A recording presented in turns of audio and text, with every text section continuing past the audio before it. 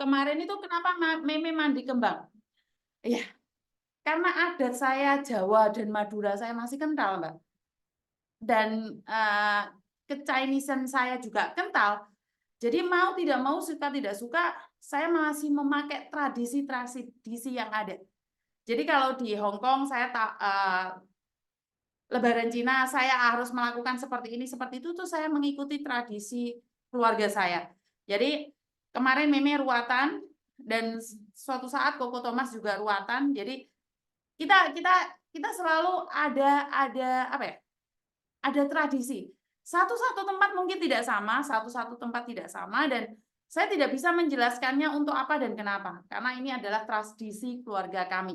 Jadi kami saat umur 17 tahun walaupun anak satu tunggal itu harus diruat, punya anak dua diruat, punya anak tiga diruat. Jadi ruat itu kayaknya rasa syukur ya, rasa syukur terus ngingatin anak kita bahwa yang mori itu kan putih toh, artinya adalah ngingetin bahwa kita itu sebenarnya cuma dibungkus dengan mori aja. Kita nggak boleh sombong, nggak boleh sok pinter, nggak boleh sok tahu, nggak boleh sok apapun. Jadi mori putih itu ditutupkan pada muka, artinya adalah mengingatkan dia suatu saat di usia 17, kita sebagai keluarga sudah pernah mengingatkan dia. Seumur hidup dia pernah diingatkan oleh keluarga, bahkan keluarga memandikannya. Jadi itu ritual atau gimana, Miss? Kalau dibilang ritual enggak juga ya, karena itu adalah apa ya? Tradisi keluarga. Satu-satu keluarga mungkin beda, mungkin kalian keluarga aku nggak gitu-gitu amat, Miss. Ya nggak apa-apa. Memang satu-satu keluarga nggak sama. Jadi saya tidak bilang oh Miss Yuni kenapa harus seperti itu, harus seperti ini ya. Nggak ada masalah kan? Satu-satu keluarga punya tradisinya masing-masing. Jadi buat teman-teman yang menanyakan kemarin Meme kenapa harus mandi kembang, ya karena itu tradisi keluarga kami di mana kami ingin mengingatkan Meme. Oke, kamu sudah umur 17 tahun nih. Langkah apa yang ingin kamu buat? Setelah lulus SMA, apakah kamu ingin menikah atau kamu ingin kuliah? Itu hak. Jadi saya pribadi itu tidak pernah melarang anak saya melakukan apapun. Jadi anak saya itu berhak. Jadi kita mandiin bunga itu adalah ngelepas. Intinya adalah melepaskan dan mengingatkan dia bahwa kamu itu sudah 17 tahun, kamu berhak menentukan pilihanmu. Jika kamu ingin lanjut sekolah, silahkan. Kalau kamu ingin menikah, silahkan. Karena saya beda dengan orang-orang lain ya, saya pribadi. Saya tidak melarang anak saya, oh kamu nggak boleh ini seperti itu. Enggak. Saya selalu katakan sama Meme, kamu boleh seperti ini. Tapi kalau kamu seperti ini, resikonya seperti ini. Tapi kalau kamu seperti ini, resikonya seperti ini. Jadi kami sebagai orang tua hanya punya mandat untuk mengingatkan. Kita nggak bisa melarang anak saya melakukan sesuatu. Kita soalnya nggak bisa stealing dia, nyolong misalnya. Nyeteling gitu Mbak, apa ya maksudnya mendelokkan setiap hari kan nggak bisa. Anak saya juga berhak dong untuk bahagia, dia juga berhak untuk mencari teman, dia berhak untuk keluar, dia berhak apapun. Cuman kami sebagai keluarga pernah mengingatkan dia, oke di usiamu 17 tahun, ingat kita mandiin kamu satu keluarga, mandi bunga. Jadi kami udah mandiin kamu dengan bunga, artinya adalah kamu harus tahu bahwa saat kami memandikan bunga, kamu sudah dewasa dan kamu berhak menentukan pilihanmu sendiri. Seandainya pilihanmu salah, yang tanggung risiko adalah kamu, bukan kita, Mbak. Jadi saya selalu mengingatkan kalau kamu pacaran, hamil sebelum menikah, itu risikonya ada di kamu, bukan saya loh. Saya punya anak cewek loh. Saya katakan, risikonya bukan saya, yang malu kamu kok. Yang melahirkan kamu, bukan saya. Saya ngomong kayak gitu sama anak saya. Kalau kamu menikah muda, jangan menyesal. Kalau kamu tua, kamu tidak bisa bekerja atau akhirnya kamu sama seperti mbokmu harus merantau ke luar negeri dan meninggalkan anak-anakmu. Jadi saya pribadi itu lebih open. Begitu juga dengan Thomas. Saya katakan sama Thomas, dulu saya melarang dia berpacaran dengan cewek dari Taiwan karena saya memang tidak ingin anak laki-laki saya ikut istrinya. Saya itu tidak ingin anak laki-laki saya itu ikut istrinya, apalagi di Taiwan. Jadi saya bilang sama anak saya, kalau kamu teruskan sama pacarmu yang di Taiwan, silakan. Tapi saya tidak merestui. Akhirnya putus. Dan sekarang aku bilang sama dia, Kalau kamu ingin menikah ya, saya pribadi ini menginginkan kamu nikah sama orang Indonesia. Secara pribadi saya menginginkan Thomas nikah sama orang Indonesia. Tapi sekali lagi itu jodoh. Tuhan yang ngatur. Jadi saya tidak pernah memaksa anak-anak saya dengan cara saya. Cuman saya sudah mengingatkan, kalau kamu seperti ini, maka akan seperti itu. Kalau kamu seperti itu, maka akan seperti ini. Aku juga tegas sama adikku, sekolah, kuliah, aku semua tanggung. Lepas lulus, kamu mau bagaimana, terserah. Yang penting buatlah bangga keluarga, itu saja. Alhamdulillah, lulus kuliah langsung kerja. Always support you, Miss Yuni. Oke, Miss Yuni dulu kerja di Hong Kong 2 kali, tidak pernah finish 2 tahun. Tapi pas daftar lagi ketiga, katanya saya di backlist di Indo. Saya sudah pulang 5 tahun, pas daftar lagi ke Hong Kong malah ditolak beberapa PT. Iya Mbak, karena takut datamu nggak bisa masuk juga.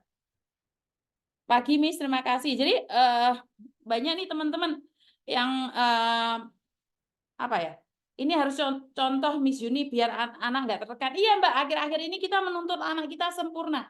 Tapi kita lupa bahwa kita itu merantau jauh dari keluarga dan anak-anak kita sendiri di rumah. Jadi ruatan ini hanya untuk mengingatkan anak saya bahwa kami sekeluarga ada untukmu. Kami ada buat kamu, tapi langkahmu yang menentukan itu adalah kamu sendiri. Ini nggak ditanyakan lagi ya. Kenapa Miss? Itu ritual atau apa? Nggak ada. Jadi kalau ritual kan harus malam Jumat Kliwon jam 12 malam atau seperti apa ya? Ini enggak. Ini keluarga kami selalu mengingatkan saat berumur 17 tahun itu mandi kembang dan seluruh anggota keluarga harus ikut menyiram. Kenapa? Agar dia ingat seumur hidupnya dia pernah dimandiin bunga sama keluarganya di dalam mori. Jadi di dalam mori kita mandiin artinya adalah kami pernah mengingatkanmu jangan pernah sombong, jangan pernah bergaya sok-sokan karena hidup ini adalah titipan. Itu aja ya. Jadi teman-teman nggak perlu menanyakan lagi ya. Apa yang terjadi sama Meme kemarin? Kenapa Meme harus mandi bunga ya? Jadi sudah saya jelaskan di sini. Jadi sekali lagi zaman-zaman kalian dulu mungkin umur 17 tahun, Miss, ada yang bilang saya sudah di Arab Saudi untuk bekerja, Miss. Di umur 17 tahun saya sudah ikut orang, Miss. Di umur 17 tahun saya sudah seperti ini, seperti itu. Nah, disinilah pentingnya tanpa nama podo saya nanya udah di absen belum? Wes absen ket mau. Jadi ini adalah cara kami untuk mengingatkan anak-anak kami bahwa kamu masih punya adat kejawaan, toto kromonnya harus ada, dan walaupun kita bercampuran dengan Chinese, tapi adat kejawaan kita harus tetap ada.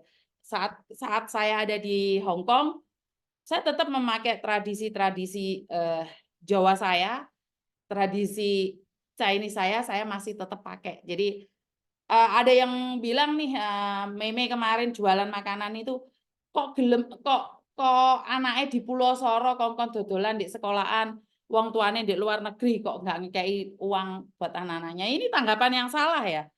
Jadi anak lebih bisa punya tanggung jawab dan terarah. Betul Mbak. Pagi Miss Yuni ketinggalan live. Semoga Miss Yuni sehat selalu. Terima kasih sekali. Salam adem, salam panas Mbak. Keringetan gobios nih gini. Jadi buat teman-teman, kadang kita berbeda pandangan, kadang kita berbeda dalam segi pengetahuan, dan juga kita berbeda dari background ya. Ada yang background dari keluarga yang kaya raya, ada yang background dengan keluarga yang biasa saja, ada yang background dengan pendidikan tinggi, ada yang background dengan pendidikan yang biasa saja. Contohnya saya S2, SD dan SMP, tapi saya bersyukur karena saya dilahirkan dari keluarga yang sangat menjunjung tinggi adat istiadat, unggah-ungguh dan pekewuh. Jadi di atas kepandaian kita, di atas kepintaran kita harus punya rasa kebijaksanaan juga. Jadi saat kita bijaksana menanggapi segalanya, saya rasa hidup itu lebih damai ya. Jadi tidak termarah-marah dengan keadaan, tidak kecewa dengan keadaan. Jadi selalu ada rasa tenggang rasa. Jadi peraturan harus ditaatin, tapi kadang-kadang namanya hidup kan tidak berpaku pada peraturan. Karena hidup ini tidak hanya hitam dan putih. Saya ingatkan sekali lagi, hidup ini tidak hanya hitam dan putih. Dan tidak ada yang mengatakan bahwa saya penggiat PMI. Saya tidak tahu dari mana saya dikatakan adalah penggiat PMI. Saya itu influencer, YouTuber. Jadi kalau ada yang bilang saya penggiat, itu saya tidak setuju ya. Karena waktu diundang oleh Kick Andy, ataupun di RRI, atau dimanapun, saya tidak mengatakan diri saya adalah penggiat. Saya lebih memilih untuk, dulu saya nggak tahu menamakan diri saya siapa, tapi karena atas dukungan kalian, saya punya nama adalah influencer. Jadi sudah menjadi pekerjaan karena saya dapatkan uang dari kengocehan saya. Jadi saya bukan penggiat, karena saya sendiri tidak tahu penggiat itu apa dan harus bersama siapa kalau seorang penggiat. Kalau saya bergerak secara pribadi atas dasar hati nurani, peraturan harus dijunjung tinggi, tapi sekali lagi hidup ini penuh warna. Warnanya bukan cuma hitam dan putih. Jadi warna itu ada yang abu-abu, bahkan ada yang pelangi, ya wes. Selamat pagi Miss Yuni, buat para pejuang devisa, jalani tugas dengan semangat, jangan lupa pada tujuan awal. Jian, Cayo, oke. Ini ada telepon perlu diangkat nggak, Mbak? Ini ada telepon perlu diangkat nggak ini kira-kira? Soalnya Sowi nggak ngangkat telepon ya.